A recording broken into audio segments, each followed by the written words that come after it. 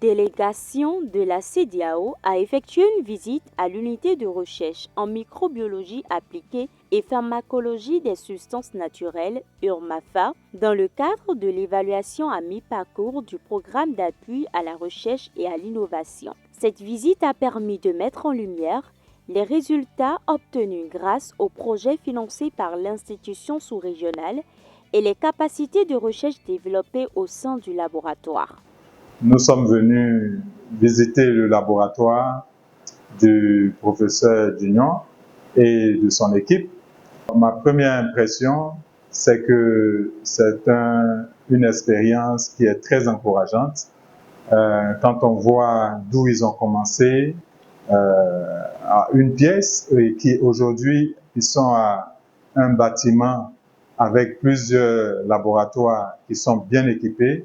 Donc, je repars avec beaucoup de satisfaction et surtout avec beaucoup de détermination. Personnellement, je trouve que c'est une équipe très dynamique, une équipe qui est très bien équipée. Et ce qui est impressionnant, c'est la quantité de scientifiques ou bien de docteurs que cette équipe contient et la diversité des recherches qu'ils font. Alors, moi, je garde de ce laboratoire une très belle impression parce que c'est un laboratoire qui est animé aussi d'un esprit de compétitivité. Je vois le nombre de prix que les chercheurs de cette équipe ont et c'est tout simplement formidable. En tout cas, moi, particulièrement, j'ai été ému, j'ai été surpris du travail qui a été abattu ici, des grosses œuvres qui ont été réalisées ici.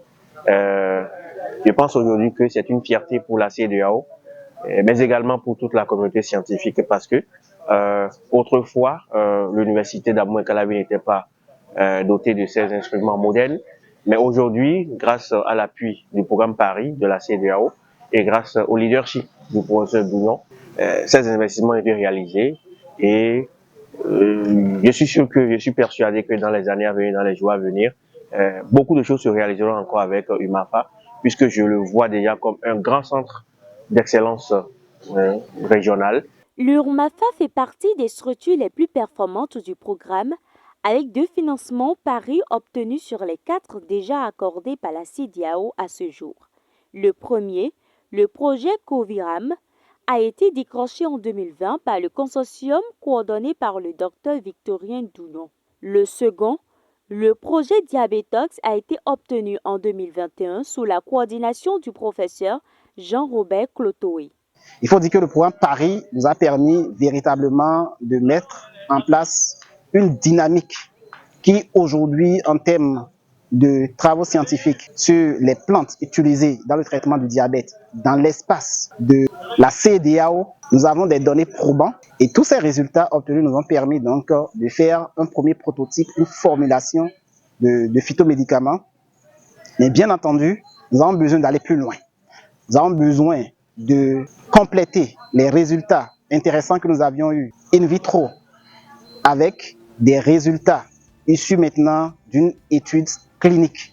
Et nous n'attendons que de financement complémentaire pour pouvoir poursuivre les travaux et aboutir donc à un produit fini directement utilisable par la population. À travers cette visite de terrain, la délégation a pu apprécier les acquis des différents projets et réaffirmer l'importance de la recherche et de l'innovation comme levier de développement durable au sein de l'espace communautaire.